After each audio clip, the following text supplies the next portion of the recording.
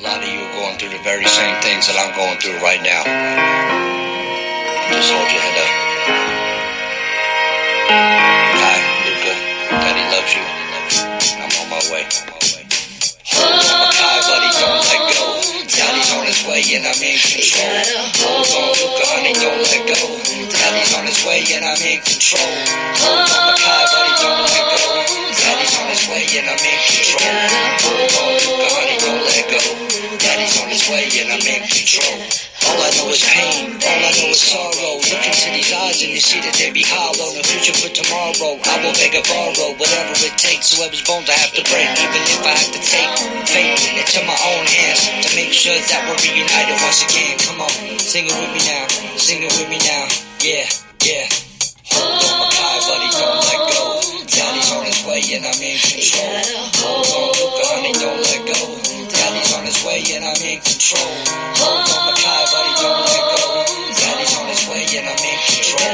Hold on, Luca, honey, don't let go. Daddy's on his way and I'm in control. If I could have one wish, and that wish would be my kids. We'd be out doing shit that all the other families did. Taking you to practice, look into gymnastics, watch your first backflip. That's the shit that I miss. Tell me what did I do? They don't deserve this. Tell me what's the purpose to reverse this curse which social services has placed upon us. Yeah. Hold on, Makai, buddy, don't let go. Daddy's on his way and I'm in control. Hold on, Luca, honey, don't let go. Daddy's on his way and I'm in control. Hold on, Makai, buddy, don't let go. Daddy's on his way and I'm in control. Hold on, Luca, honey, don't let go. Daddy's on his way and I'm in control. I don't always do what's right, but I do what's needed. I'm the Father's right champion, I can't be defeated. Without you in my life, kids, I feel incompleted. The court is so blind, but I'ma make them see it. You gotta believe it, his daddy loves you both. I just want you to know that. Even though it seems hopeless, don't give up hope yet. Come on, sing it with me now. Sing it with me now, yeah. Hold on, Makai, buddy, don't let go. Daddy's on his way and I'm in control. Hold on, Luca, honey, don't let go. Daddy's on his way and I'm in control. Hold on, Makai, buddy, don't let go. Daddy's on his way and I'm in control. Hold on, Luca, honey, don't let go. Daddy's on his way and I'm in control. Hold on, baby, Daddy's on his way. You gotta hold on, baby, Daddy's on his way. Hi everyone, this is Amelia Duran, your host in the Porthole to Justice, and that is my guest, Philly Slim. We had some technical difficulties, and I went live, and I looked down, and my speaker wasn't working. So, with no further ado, because we're a little behind because of technical difficulties, let me get my guest on the air.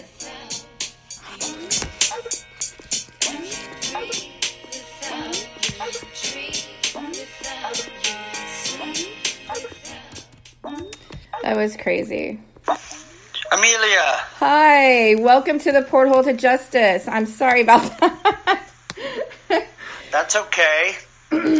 I looked down and I realized that, the little bars weren't moving. All of a sudden I was like, oh.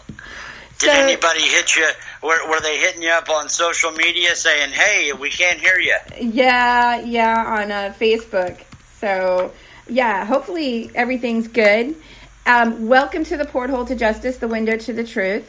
Now, your name's Jason Frazier, but you go by Philly Slim. Yes. Yeah.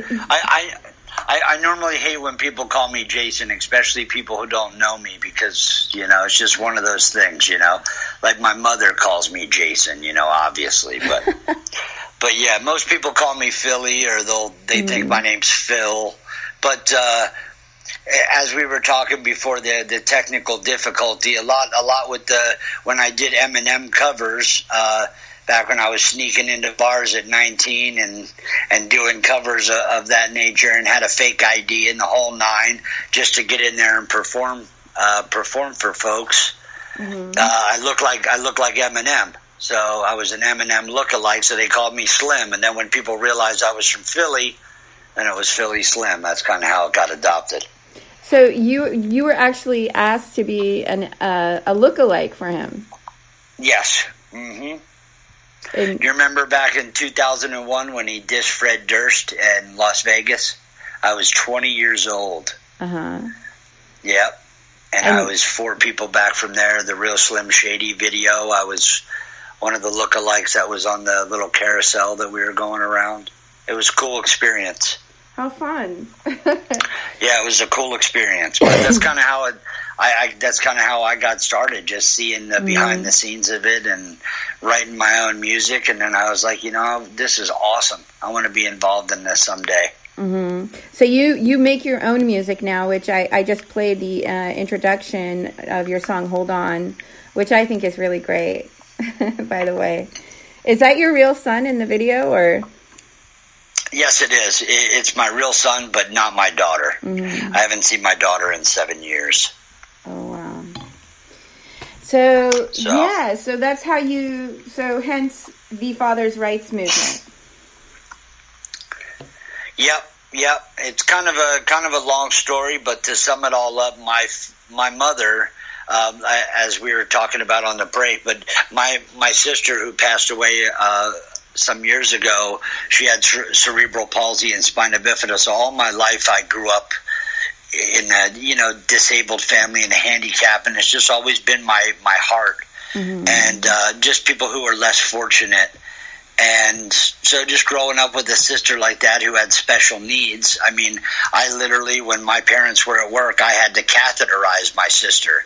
I had to do some things that, that kind of make you grow up a little fast, where, I dropped out of high school and just so many different things. But my mother, back in the early, early 90s, late 80s, she was involved she basically single-handedly started the para program across the country.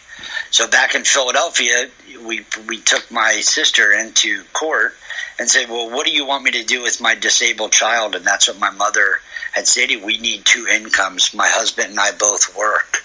What do we do with this child? And then they opened up the para program to allow the special needs children to have somewhere to go and learn like the rest of us. Maybe not on our level, but learn like the rest of humanity and try to evolve.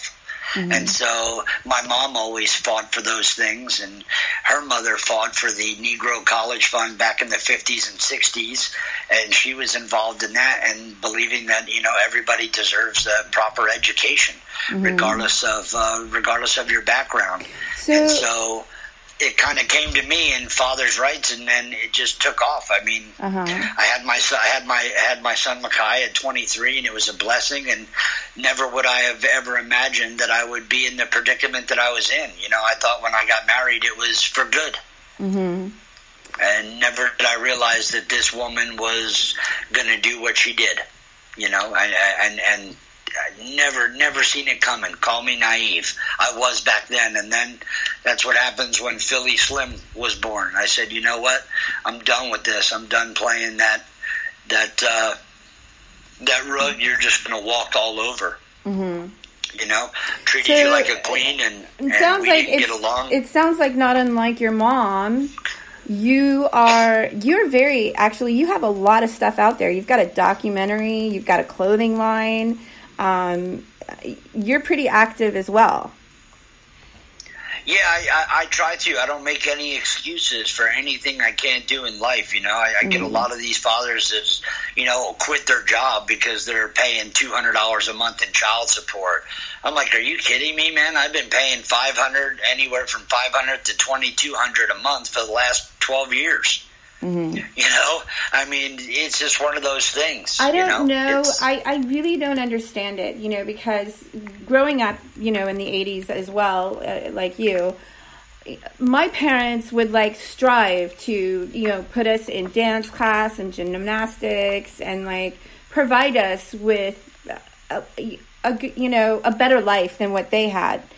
And sure, it seems like from myself personally, I take a lot of pride in taking care of my son, and it just seems like there is this wave of, and I'm totally I'm not opposed the 50-50 if it's fit parents, but there's just this wave of not wanting to do better for the kids. Do you understand what I'm trying to say? Like, Sure. I'm proud of providing my son with a good life and extracurricular activities and things like that. But I'm not always seeing that, in all parents lately, and it's kind of sad. Well, I think a lot has to do with it that, like Yahya McClain's documentary, Casualties of War, Women in the Regime, is that why do I need a man when I can run to the regime, which would be the state? So I don't need to listen to a man. I don't need a man's money. I can do it on my own, and I can live perfectly happily with government assistance and call it good. So there's no effort behind there. It's easier to just go ahead and run to the regime and not have to suffer not necessarily suffer, that's the wrong word, not have to co-parent because you don't want to deal with somebody because they have a new girlfriend or they have a new person in their life or they've moved on and you're still there, right?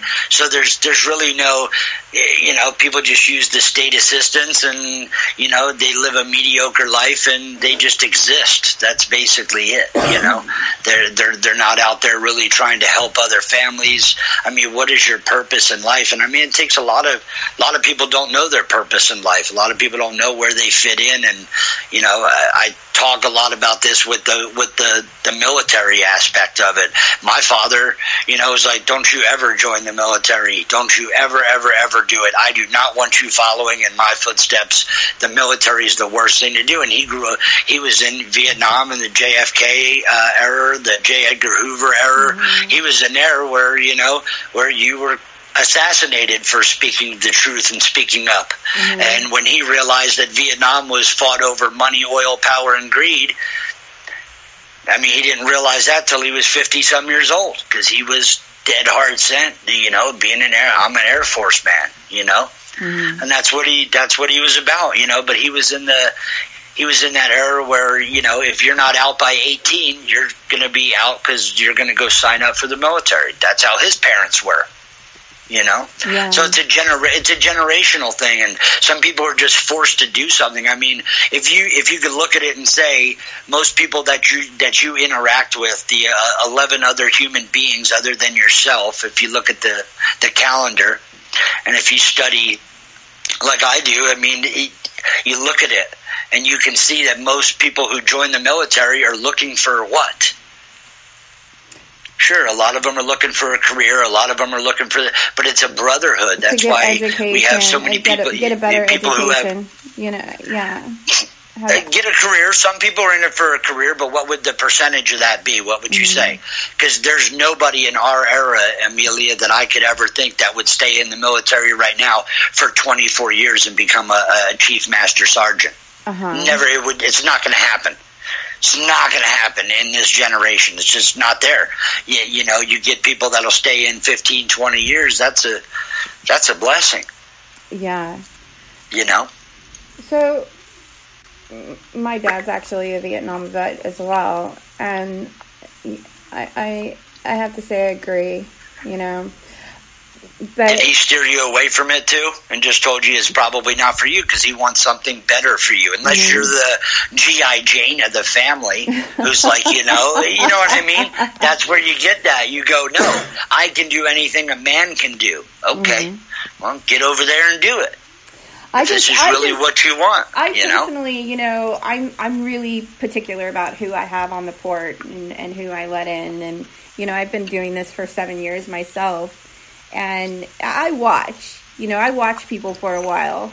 And, a lot of crossing over with this message and getting this issue of corruption out to the public has to do with the delivery and the content.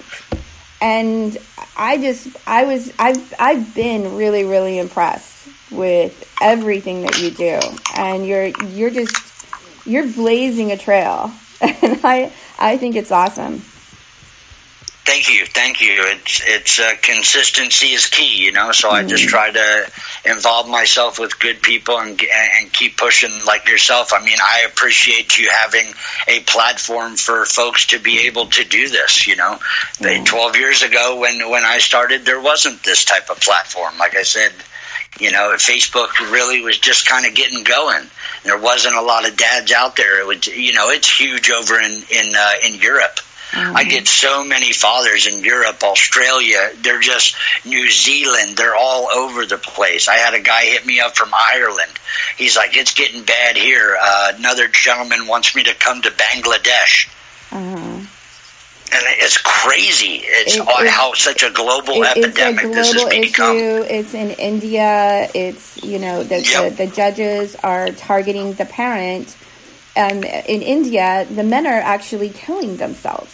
They're throwing themselves in front of the trains and taking their own lives.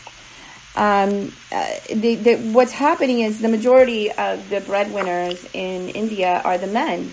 So they're really being heavily targeted there. Here in the United States, it's a little different. It's they actually include the women, and the targeting is 60-40. You know, the courts have their own agenda, and, you know, it really has to do with who has the most money, who's the protective parent, who is the abusive parent, you know. I can't tell you how often I hear, you know, the abusive parent getting custody simply because they know that the protective parent is never going to give up fighting, and this generates more money and more cases in the courts. It keeps the courts, you know, active. It's no longer here in the United States is it really an issue of, you know, fathers or mothers. I would say it's about 60-40 right now. On whether or not fathers and mothers, I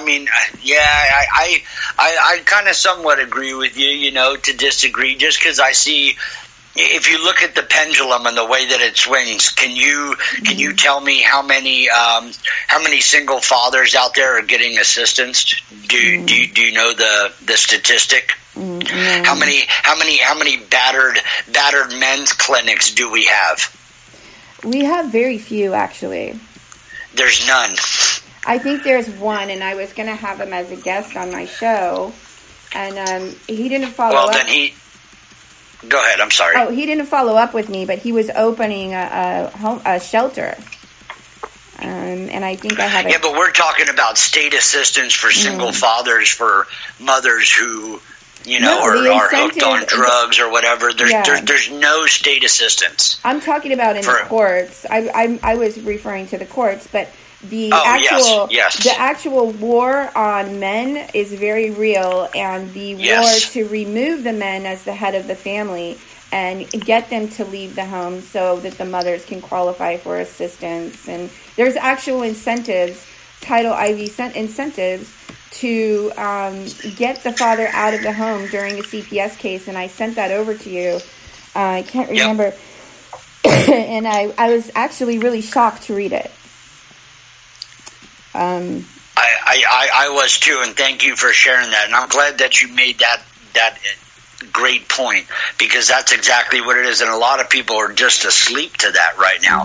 They don't realize that every step they take is preordained based off of their hidden agenda. And when we say there, obviously Big Brother, the government, and the things that are happening around us. And some folks are awake, and then some folks aren't, you know. So if you're not awake, then you're not my target demographic, right?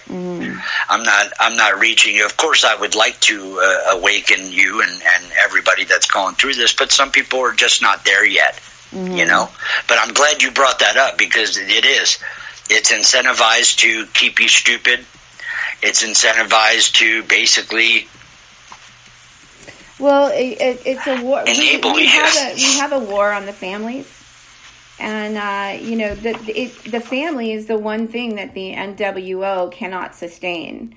So this is where we're at now at this point, because they they don't want to preserve the family unit. They're actually moving towards, they're giving more and more power to the big brother, the government. Yeah, I did a radio or an interview a couple of weeks ago, and the gentleman had stated to me that in his state, and I want to say it was Indiana, he said that right now, if you're pregnant and you're not married, CPS is meeting you at the hospital. Yeah. Like, literally. And I was like, are you kidding me? And he's like, yeah, bro, it's getting bad. And I couldn't believe it, Amelia. I'm like, because that's what they're doing. Because that's why cops do the same thing. They separate you so they can get you two-story. Or are you sure he didn't hit you? But are you sure? Are you sure? Because you're going to go to jail if you don't tell us the truth. So anybody who feels threatened, they're going to choose themselves over you, right? Yeah. Every day of the week, and that happens in anything. I get that from a lot of parents too, especially with the child trafficking, like you and I spoke about before. And I hear you're very, very advocate on that. That you really want to grow the awareness on that as well, because it's a real thing. I get so many parents every time I talk to them, and they say to me, I say, could you imagine if your child comes home and you're the mother and you go, they feed them the answer before they even get to it. It's, did your daddy touch you? Did he touch you? Where did he touch you? Did he touch you in your dinger? Did he touch you in your... They don't say, did he grab you by the arm and spank your ass? No. Did he touch you in your private area? That you don't... Yeah, Mommy, yeah, he did. Here's a 9-year-old kid who's just answering for his mother because he knows he's going to get his ass beat if he doesn't.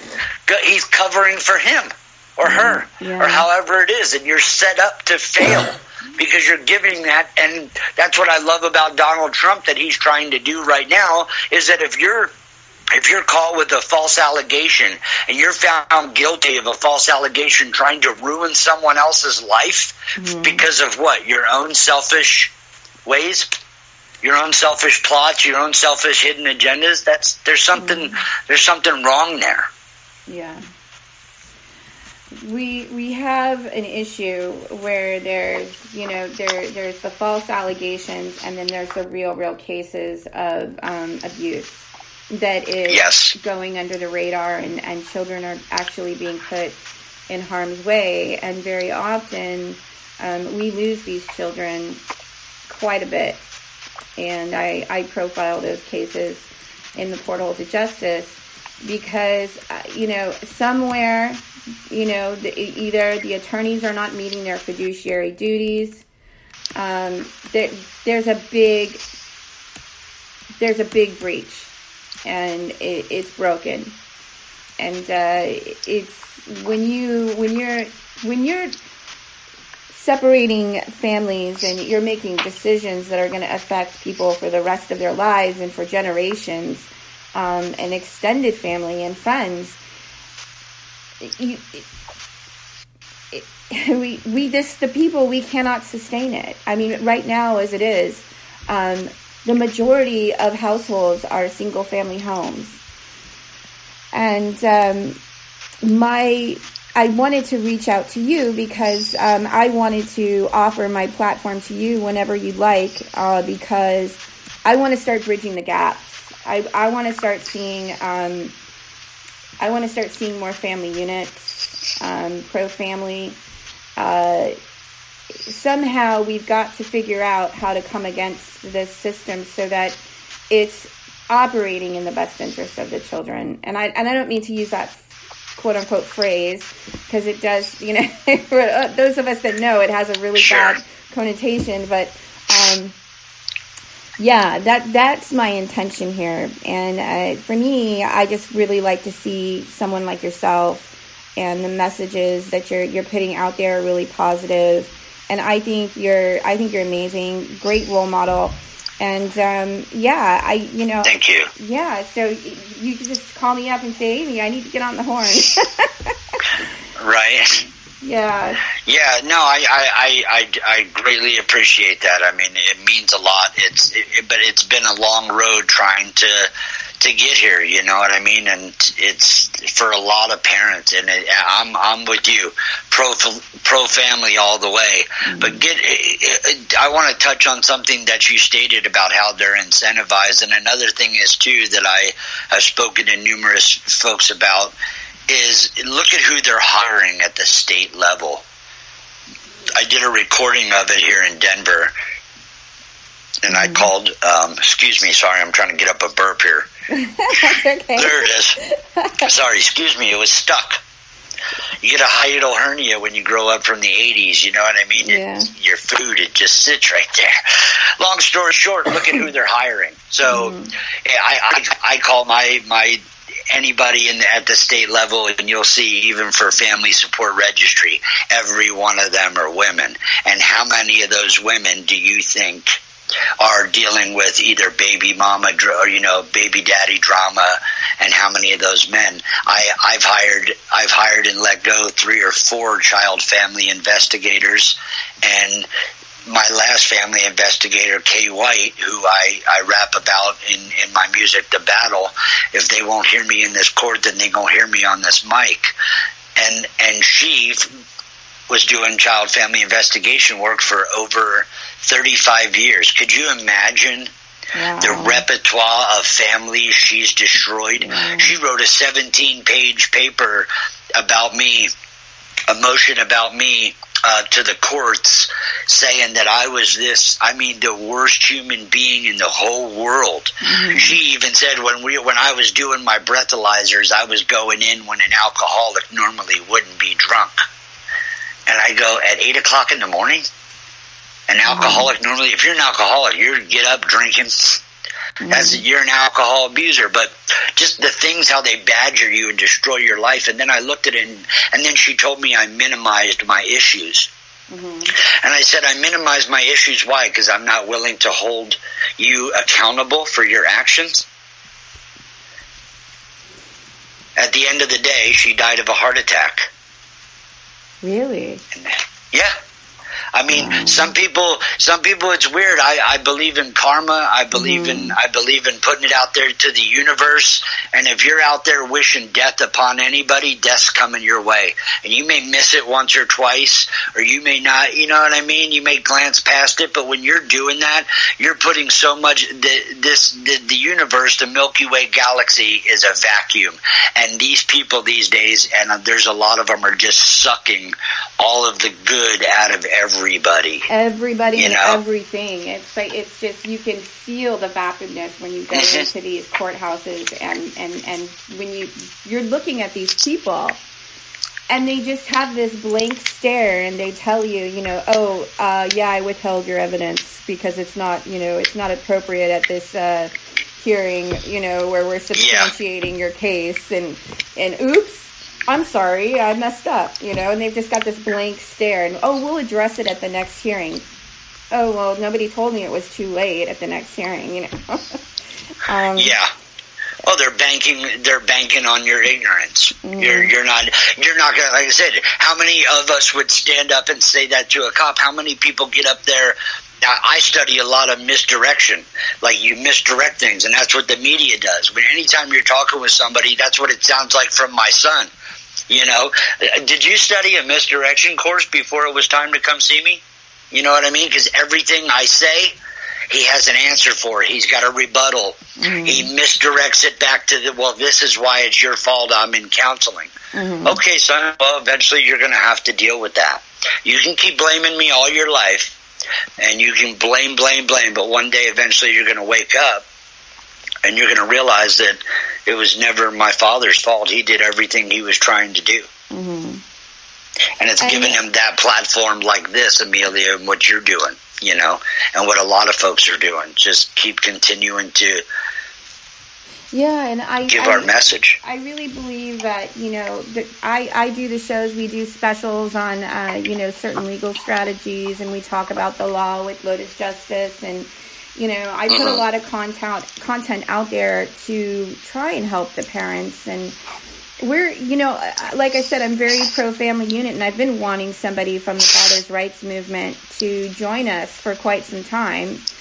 And if I feel like if we're just focusing on gender, and if we have to lean on that bias, then we don't really have much of a case. And just encouraging the good parents, protective parents, or fit parents to focus on the fraud and the collusion, the boilerplates, the conspiracy, the civil rights violations, the malicious prosecution, altered records, manufactured evidence, inability to put evidence to vindicate your position.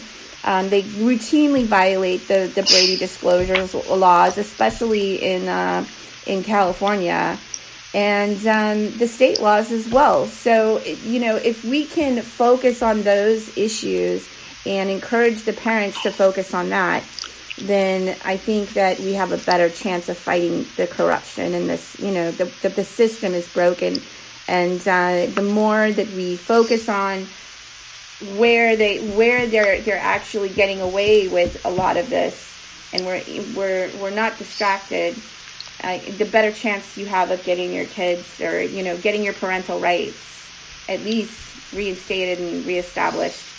So I share a lot of information like that in the Porthole to Justice. Awesome. Yeah, it's always great to educate yourself. Always great to educate yourself. The only downside and negative thing that I've ever seen to educating yourself is the suicide rate behind educating yourself for a lot of fathers, a lot of parents right now. And it's an epidemic. Like you said, in India, people are jumping in front of a train, because once you educate yourself and you realize you're up against something that is going to take a lot of work to beat. It's going to take a lot of work to take down this house of cards. And a lot of people just, they give up, and they're like, it's a lose-lose battle. It's not an easy, it's not an easy subject. It's not. It's not. And people ask me all the time, how did you do it for 12 years? And the thing is eventually you go numb. In order to take down a monster, you first have to become one. So, and that's what Philly Slim is. It's almost like an alter ego of saying, no, I'm fucking done playing these people's game, and I'm going to get out there and do it to the best of the knowledge that I know how to do it. And and they're like, damn, but over a decade. I'm like, yeah, the first 2 years, suicide. It felt better to me to just eat a bullet. I was in and out of jail for 6 years of my life. 6 out of the last 12 years. Then just last year, 2017, I went to my son's school to get his school transcripts, and I went after school when nobody would be there. Little did I know, my ex-wife volunteers there. I haven't talked to her in 11 years. How am I supposed to know that? Had no idea. Walked in there. They put a warrant out for my arrest. So here I am, 36 years old, 12 years deep, and I'm still going to jail. And then I wore my prisoner of family court jumpsuit, and the woman sheriff, deputy sheriff, who was going to escort me down, they sent up 2 guys to come and get me, and she says, what do you think, what is that, some fucking joke? I remember that. She goes, are you really wearing, and yeah, I didn't share it with too many people, but I went live and kind of said a lot, but not everything. So they held me for 9 hours. I was bonded out prior to even walking in there. But because I had that jumpsuit on, and she goes, what is that, some fucking costume? I said, no, it's my work uniform. And she goes, well, what do you do? And I said, I take down feminist women like you, who can't see past your tits, pardon my language, because the rappers rap about it, that vagina rules everything. And to some people it does, and to some it doesn't. I personally don't consider myself a feminist, but and that's I can tell, and I applaud you for that, because you want to be pro-family. Yeah. You can't be a feminist and be pro-family. How's that the best interest of my child is raising him with you so that you can get another man and try to call him daddy? Come on. How's that the best interest? Why don't you be an adult? No, we laid in bed together. Things don't work out between the parents doesn't mean that you stop loving your child or your child stops loving you. And, you know, it's a really hard thing. It's very hard. And then the courts step in and they convolute it even more. And it keeps snowballing. And, you know, some of these parents get buried in it. You know, they just get buried. And I don't know how I do it, Philly, but I keep going. Some days I'm like, oh my God, I can't do it another day. And then it's, you know, I get back up and I keep going. And it's been, before you know it, it's been 6-7 years. So I've been, you know, creating content and, you know, putting out radio shows, blogging, profiling and vetting cases. You know, I publish convictions and indictments within the Child Protective Services, and it's bad. I mean, we need to actually, I think we need to just scrap it and start all over from scratch, because there's no oversight. When there's audits, the recommendations aren't implemented, and same thing in the family courts. It's just as bad in the family courts now. You know, and a lot of times, a lot of the cases are ending up in the children's court when they probably should have never. You know, just purely based on allegation. It could come from an attorney who thinks that father needs, you know, anger management, mother needs psychiatric services. And, you know, keep in mind, these are attorneys. They're bar licensed attorneys. They're not doctors. And a lot of times they are personal friends with the judge, or they all have websites with fundraisers for children. And it's just, it's all really contrived. It's the nepotism behind it is that's one of the things I always loved about Jewish people. I grew up in Philadelphia, and I had a lot of Jewish friends, and that's one of the things I could say, that one of the things that I try to take with me from that is not in a negative, but in a positive, and the nepotism. If my buddy's a mechanic and you need help with a mechanic, I expect you to hook this single mother or single father up. You know, help them out. We're all doing this. The nepotism that you have to keep in your circle, and some folks try to invade that. But yeah, they have, you know, you get pulled over. Well, my brother's uncle's, you know, cousin's the cop, or my uncle's the chief of police, and then my grandfather's the judge in the county. It's all nepotism behind it. And that's what's happening in today's society too, from the higher ups, you know. The bigger brother, it's all nepotism, just like you're saying. So I couldn't agree more. But our circle's got to be stronger than that circle. Yeah, we've got to start to unite and join forces and start fighting the corruption together, and really try to start figuring out how we can remedy some of these crimes. Three years ago, I had a Nostradamus. I think it was a little bit over 3 years. 2004, so almost 4 years. I had a Nostradamus moment. And there's a woman on social media now, I won't put out her name, but I put out Donnie Casto and we came up with like a little campaign, like the 5th of November, remember the 5th of November. And just like the V for Vendetta movie. Well, when we decided to put this together and we looked at it, and just to really grab people and just like, look, wake up. My Nostradamus moment was, this is how it's going to unite. My prediction is, Amelia, by 2020, the gay and lesbian, I haven't shared this with a lot of people, the gay and lesbian communities, when you go to one of their rallies, there's millions of them, right? Millions of gays and lesbians who say, I just want to be happy, don't judge me. And it doesn't bother me in the least. If you want to be happy, please, go. But here's what I'm going to see in the next 2 years. Here's what we're all going to see. Is that the lesbian community now and the gay community they're going to start becoming affected, because now who does the court system go after when it's two women who get artificially inseminated? Exactly, I agree with you 100%. And who do they go after? Who's the predominant parent? So you're going to watch the table start to turn around here in the next couple of years. Mark my words. And I talk about it on my album coming up, 4,000 Days and Counting.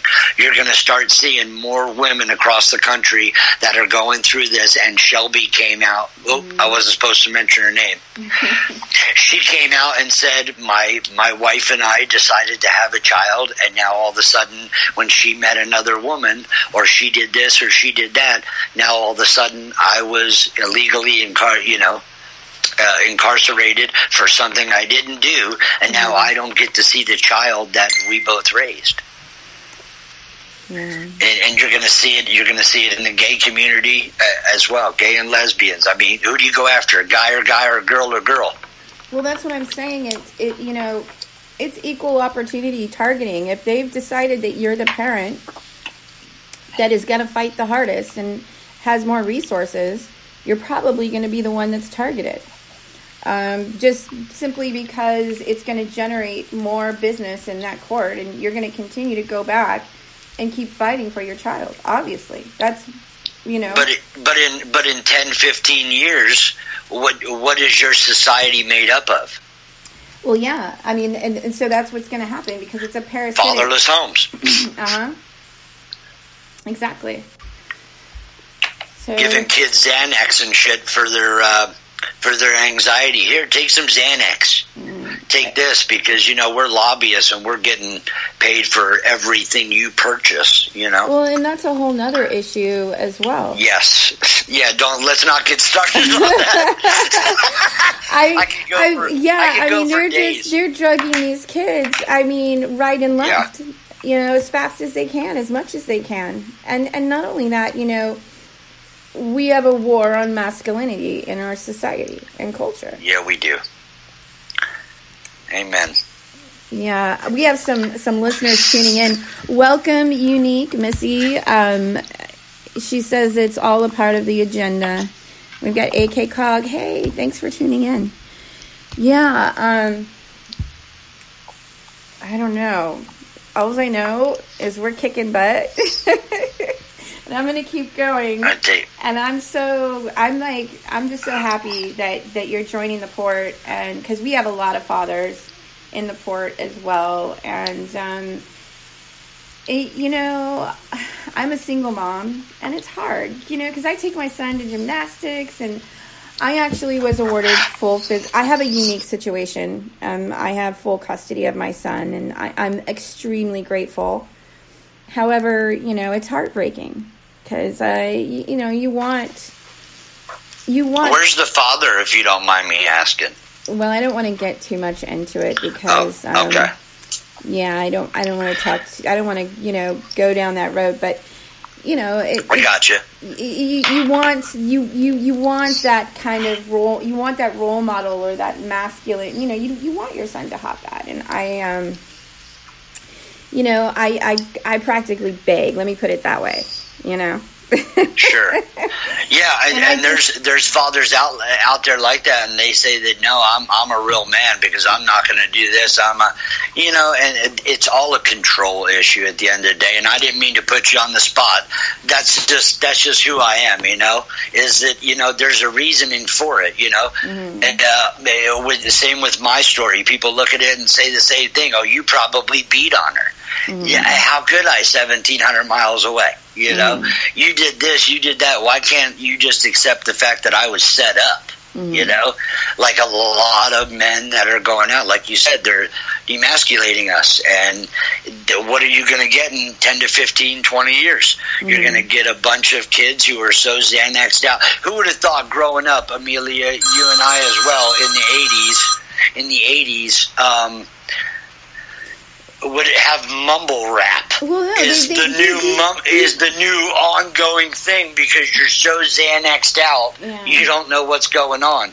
Well, and you know, the thing is these little boys, they have energy. They have curiosity. They want to, you know, be over here and be over there, and they want to do this and they want to check this out. You know, that's the nature of little boys. I had a brother growing up, you know, and they labeled him hyperactive, and he was on Ritalin most of his life. Yeah. And well, hello. I wonder why. You know? And it's just, it's sad that we're seeing like this natural aspect of our boys being censored or oppressed. And then, you know, and then we have all of the environmental influences as well. And I just, you know, I want to hear from more men. I want to hear more men like speaking their minds, speaking it like it is, telling what's happening out there. And you know, that's why I really appreciate your voice and what you're doing and your music. It's really touching. It's very moving.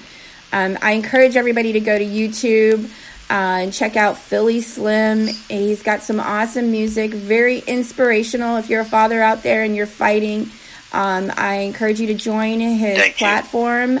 Do you want to share your Facebook pages and all of it? I have so many, so I try not to plug all of them. But here in Denver, in the metro area, I have an issue committee.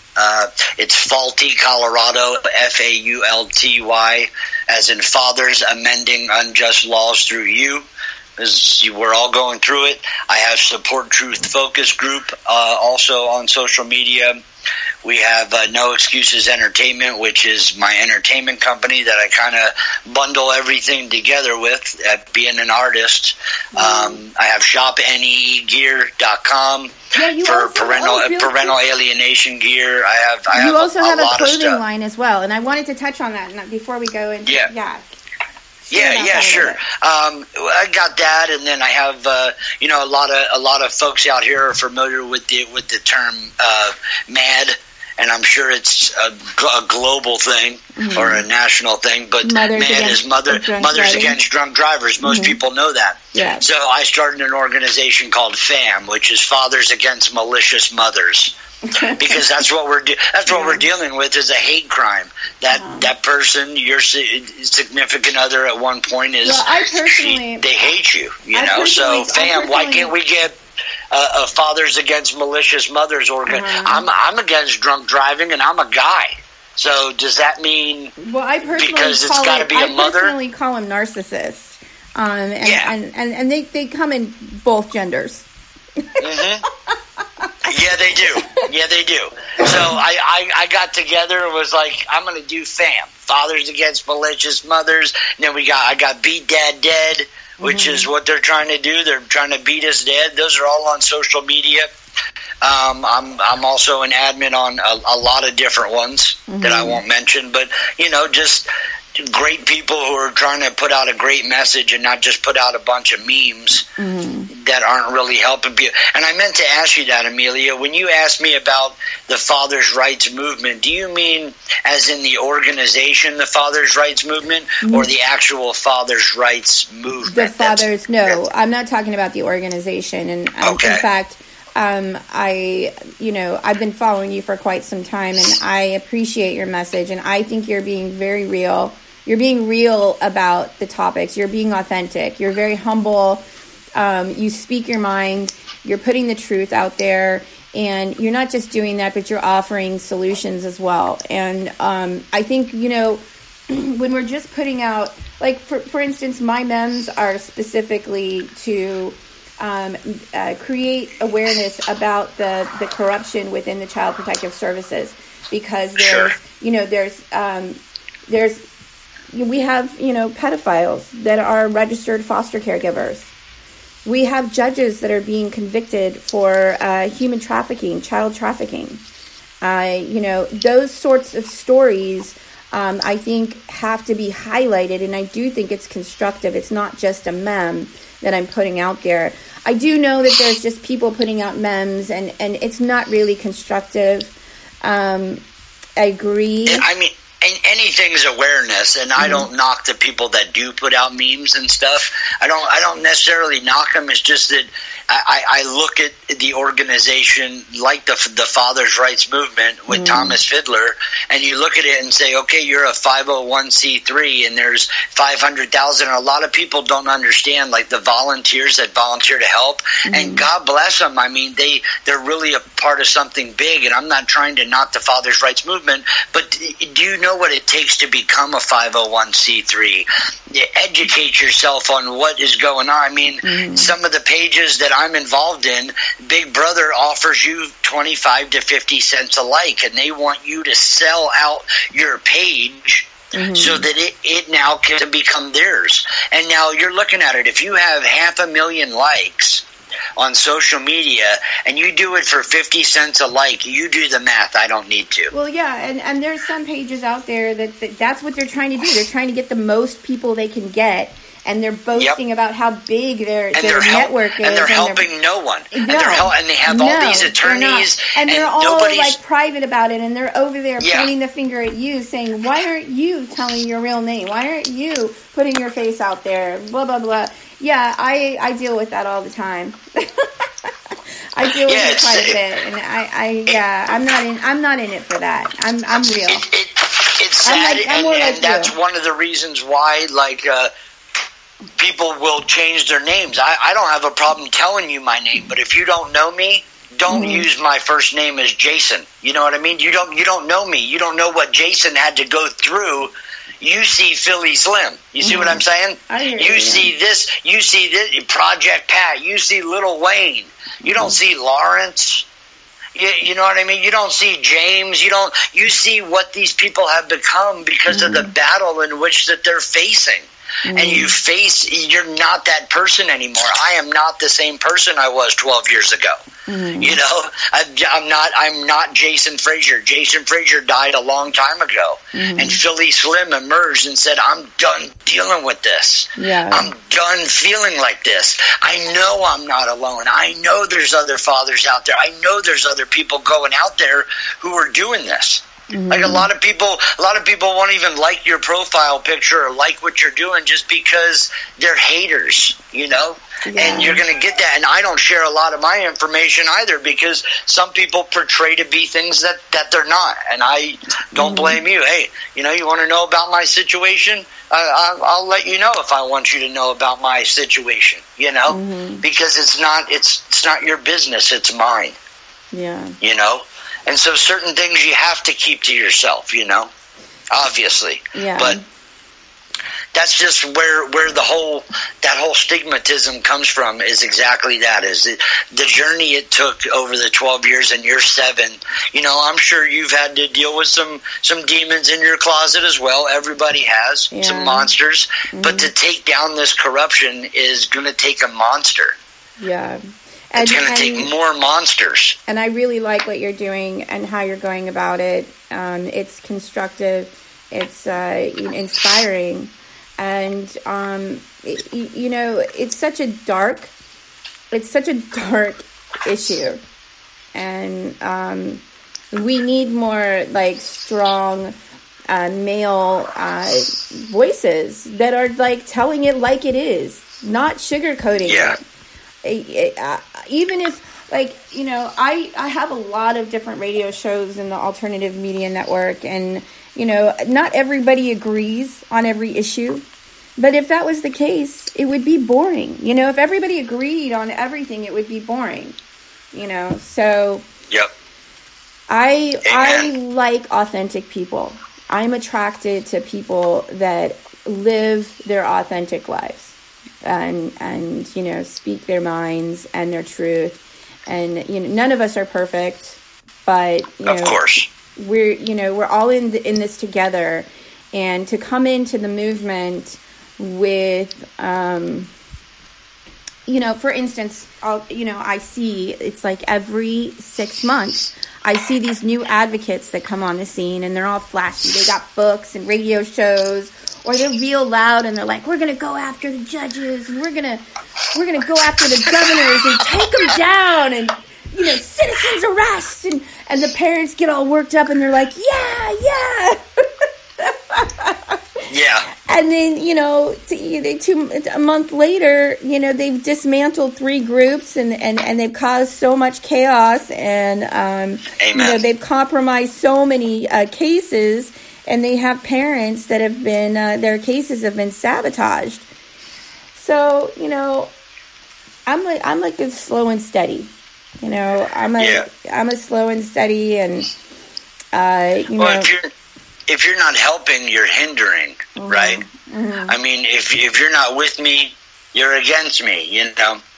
I can throw up any anomaly that you want in order to make this thing click. So which one clicks? You pick the one, right? Yeah. And that's what some people just don't get. And they jump into people who are trying to help them out, and they're not really trying to help you out. They're hidden agendas. And Jasmine and I spoke about that on a previous I believe she called in the other night and spoke about that same thing, is that there's people that are against you that pretend like they're for you, but you have to know what questions to ask. Mm-hmm. You have to know that you're not, why do I have to be a dick to get my point across? Why is that? Mm. Why can't I just say it nicely and go, are you kidding me? Be a little bit more optimistic instead of so pessimistic on this one. How about that? Mm-hmm. You know what I mean? Look at the light at the end of the tunnel instead of always pointing out the fucking negative. Mm-hmm. And that's what people do, because that's what we're sucked into. It's just everything's negative around everybody. And it's around me too. I'm not perfect either, but it's learning how to take that negativity and work it toward your advantage. I may not like certain people. Doesn't mean I won't stand shoulder to shoulder with them at a rally or at an event. I may disagree with them, and I'll sit there and shake their hand, and I'll politic with them. Hey, man, how's it going? Glad to see you're still doing what you're doing. Glad to see blah, blah, blah. And I don't have a problem because I don't take it personal. Yeah, the sad thing is though, a lot of parents get sucked into these groups and they get all riled up and they subscribe to it as if it's the gospel, and they start publishing their cases and they start doing live feeds, and before you know it, you've got social workers in there and you've got the guardian ad litems and they're compromising your case. Yeah. And they're selling you out. They're like, hey, I got like 500 cases here. More money for me. Whatever. Yeah. It limits liability against the state is what it does. Because, some of these cases, are fraudulent. They're not credible cases. When they can't substantiate a case in children's court, very often they will insert other case numbers and other cases that have nothing to do with that case, so that case will meet the requirements for the funding, the federal funding. The state funding, sure.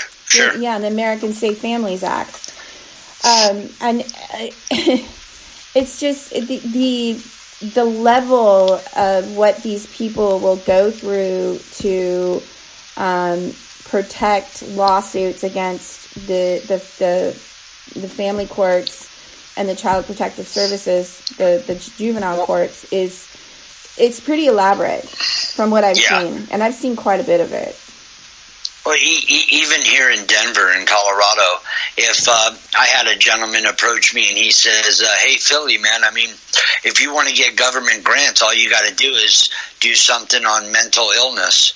Mm-hmm. Start an organization for mental illness, and you can drum up as much money as you want, because they, at the state level, they have to donate a certain amount of dollars to those organizations. But yet, when I show up to Senate Bill 15-129, preserving parent and child responsibility, did you ever see that article of what the chairman and women wrote about me and put it all over? I blasted it. No, really? The media, yeah. Oh, yeah, it's horrible. I didn't see it. It's horrible. It's actually on that picture that you used. Hold on, I'll read it to you. Let me see if I can shoot you the link real quick.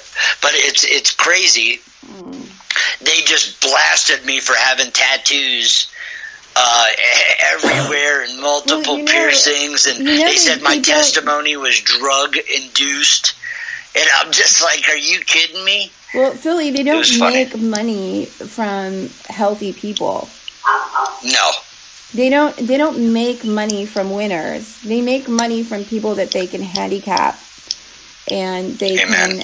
can make into victims and disempower by labeling them with PTSD and all of these other issues. And you know, they do. Some of the parents do have PTSD, obviously, from going through what they went through. But my point is this. The system is built to break you and create losers because that's how they profit. And it's really sad. It's a disservice, actually. Well, they're just preying upon your ignorance, like I've always said. You know, I mean, as long as you're ignorant to what's going on, just like you said, they'll put it in place that, oh yeah, well, if you recall the statute, blah blah blah blah blah versus blah blah blah blah blah, and you're like that. If you don't stop right there and actually read the whole statute, they just put it in. They just put it into yours, and you didn't even know it. You don't even know what it's about. You don't even really know the meaning behind it and what ruling was actually, because who's got that type of time? And are you going to stand up and tell the judge, well, I don't understand this? 9 times out of 10 people won't, but guess what? I'm that guy. I get into court and you're just another human being, in my opinion. And this is my life. This isn't yours, you know? Well, I think the other thing is, you know, some parents just give up. Yes. Which is really a lot of parents give up. A lot of parents give up, whether it's suicide or just saying, "Hey, I'm fighting," and that comes to what we were talking about earlier about educating yourself. And so, it's not meant to click for everybody at every moment, at every time. So I try not to feed too many people. Excuse me, kind of like the church atmosphere. They put you with a mentor who's just slightly past where you are as an individual, right? If you put me in a room of people, I'm like Tony Robbins. You know, whether you're a year into it or 10 years into it, I'm talking to the 10-year people. I'm sure you tried to commit suicide or thought that was the best outcome at one point in your journey. And 9 times out of 10, they'll be like, "Yeah, it sucked. You know, it was horrible." Yeah, but yet, I went through a phase where I think it was in like my 20s, and I could not get like this thought mode that was in my head, some kind of programming that was like, "You're worthless. Don't get out of bed. There's no point. Why are you going to work? You know, you should just kill yourself. You have no life." And I could not get that programming out. And I finally did. I was working out a lot, and, I learned to talk to myself and give myself positive messages and all of that stuff. But yeah, I think we all go through that phase. It's part of the maturation process. Yeah, I mean, it's just part of evolving, and evolving into who you're becoming and the person that you really want to be, if you put your mind to it and just do it. And I think everybody, to some extent, that's living right now in these times, if you're really honest with yourself, we're all depressed to some degree. Oh, yeah. I would agree. I just put that in your inbox, by the way. I just noticed that. I was like, Read that out loud. Read that to everybody. This is what they wrote about me at Senate Bill 15-129. Okay. And this is after getting there. Mm-hmm. We got there at 1:30 in the afternoon. We didn't get heard after 78 domestic violence victims had to go first. We just flipped it around and made it a positive because it's now your porthole to justice calling card. Exactly. I mean, literally, people were sharing them even in Washington D.C. and they gave us passes to the House and Senate. When they handed me my pass to the House and Senate and said, "It says, where in the world did this heavily tattooed, even on the fingers, hands and fingers and back of the neck, a spike-haired, multi-pierced male witness for the bill the one who testified toward the end of the hearing, who insulted. They're not even spelling right in this thing. Like, who wrote this? Who insisted if the bill passed, he would immediately refile for 50% parenting.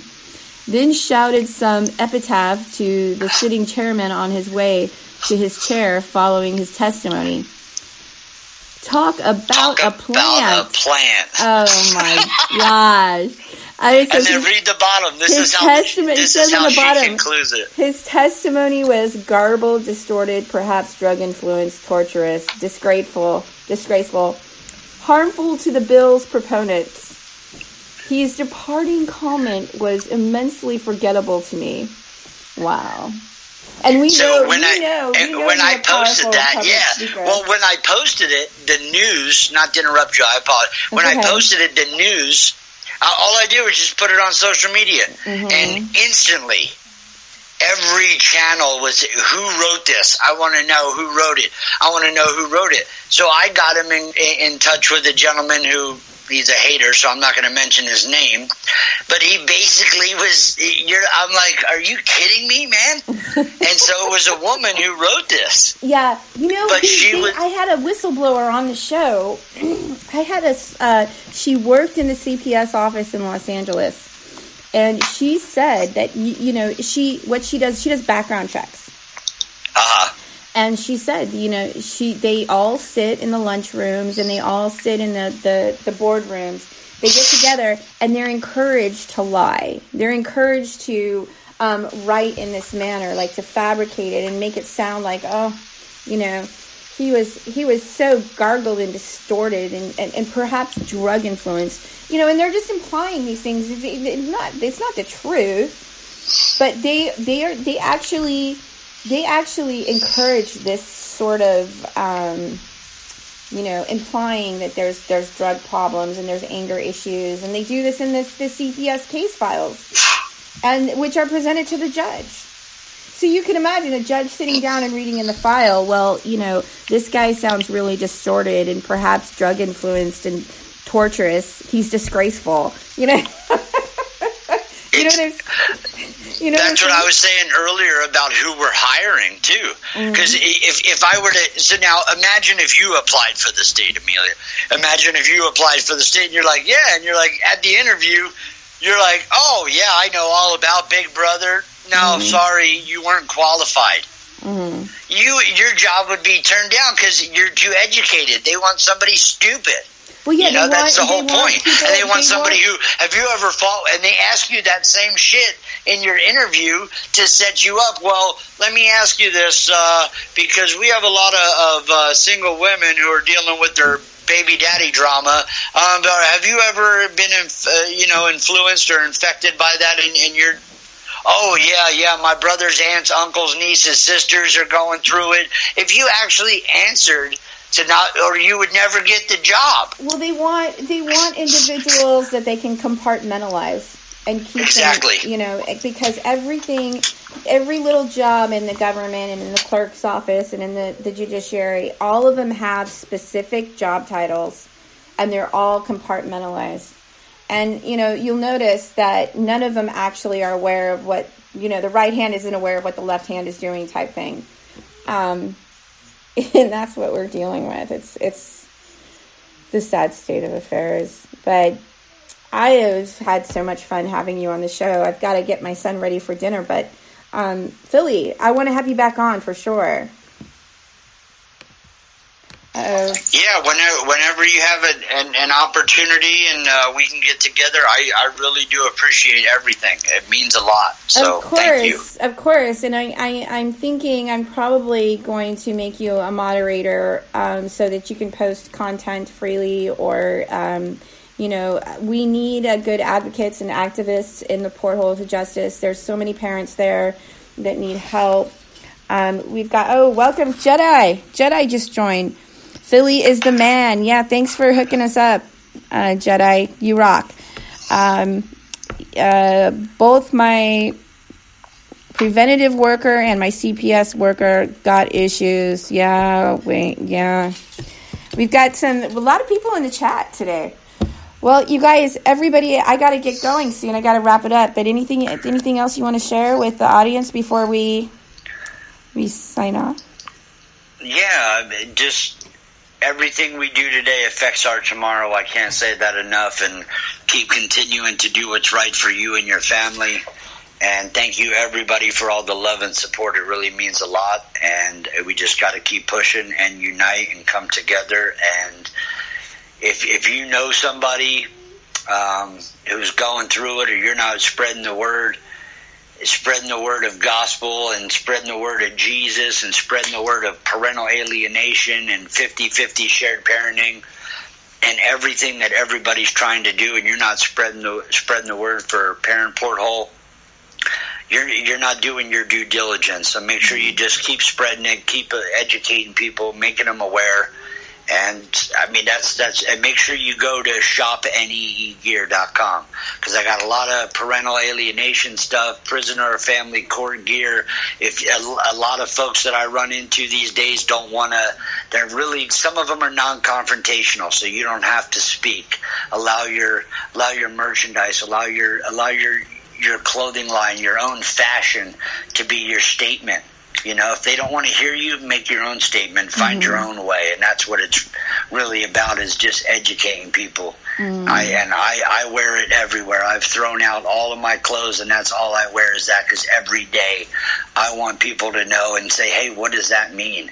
Well, yeah, go online and check out his clothing line. It's pretty cool. Some of the T-shirts you have are pretty nice. A lot of good messages there. I'm gonna close out with one of your songs. Do you have like one that you wanna? I see Awesome and Signing Off. Which one? I'm sorry. Say that one more time. Oh, which song should I pick to close out the show? Close it out with Toughest Tides. Toughest. Okay, let me. Make sure you type in SLIMM. It's 2 M's. A lot of people forget the 2 M's. Because a lot of us are fighting through some tough tides, and this is about when I was bullied in school. So, and bullying's a whole nother issue. Yeah. Well, you know, you can come back on the show anytime. Anytime. Thank you. You know, you got my number now. You got my Skype. So you're part of the family. Thank you. It means a lot. Thank you. You're so welcome. All right, Philly, stand by. Guys, I'm going to go ahead and I'm going to close out the show. Let's see. I got Philly Slim, Father's Rights. Why is it giving me the... Let's see. Stand by. Are you on YouTube? I'm on YouTube, yeah. How am I going to... Yeah, just type in Philly Slim. PHILLYSLIMM, and then Toughest Tides. TOUGHTS. Oh, I see. Okay. Toughest Tides. All right, guys. We're going to close it out. This has been another episode of Porthole to Justice Off the Cuff. Thanks so much, all my listeners, everybody that's been commenting in the chat. It was fun while it lasted. You can subscribe to the show on Spreaker.com. I'm on Twitter, Instagram, and Facebook. It's been fun. All right, guys. Closing out. Signing off. Thank you. You're so welcome, Philly. Thank you. You know, to overcome shit in life, it's a real struggle. But that's what makes us men. I used to be the kid that no one liked. I was pushed around, now I'm forced to fight. Bullied in high school, considered race of life. You couldn't see me cause you denied the light. Didn't want to know me until I grabbed a mic. Now you listen to me cause my words change your life. Man of the house, no matter the price. Stepping robbery is only out of spite. If it's reachable, then it's worth the fight. Soon as the bell rang, another genius took flight. I live for the day and I hope for the night. Karma is a bitch, no, I said she was polite. No more having my heart broken. Standing in the rain is soaking. Just wishing, praying and hoping that I follow. But I notice that's not me, so I stay focused. Reach for dreams, most think is hopeless. Then they wonder why I'm the coldest. You left me alone in a world so hopeless. This is what you get back in return. Just take this as a hard lesson learned. Try to take everything that I earned. Made me feel your time wasn't worth. Talking to me, kicked me to the curb. Left me when a week, now I stand firm. Your bullshit is not my concern. Now I'm making you all feel the burn. And those who refuse, I'ma make them believe. And if they can't hear, I'ma make them see. Me so fast before they can blink, or change their minds before they can think. Till this day it amazes me how I'm still alive and not dead in the streets when booze and drugs always surround me. Getting into bullshit constantly. Now I'm leaving it all behind. I'm pushing forward and not rewind. I left the dark and now it's time to shine. Fell off once and hopped back on the grind. Fought my way through the toughest times. Cried my tears to the open skies. Pray to God every single night. It may take a while, but it'll all be mine, be mine, be mine, be mine, be mine, be mine. Fought my way through the toughest times. Fought my way through the toughest times. Fought my way through the toughest times. Left the dark and now it's time to shine. I left the dark and now it's time to shine. I left the dark and now it's time to shine. I left the dark and now it's time to shine. I left the dark and now it's time to shine. I left the dark and now it's time to shine. Yeah. I left the dark and now it's time to shine. See, y'all motherfuckers can't get out the dark. You know what I'm saying? But you can do it. Follow me. We'll get it. Have faith. Keep hope. You'll get there. Let's go.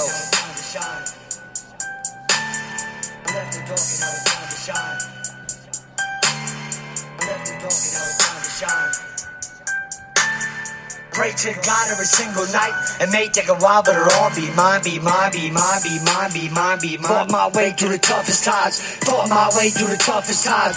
Fought my way through the toughest times. Left the dark and now it's time to shine. I left the dark and now it's time to shine. I left the dark and now it's time to shine. I left the dark and now it's time to shine.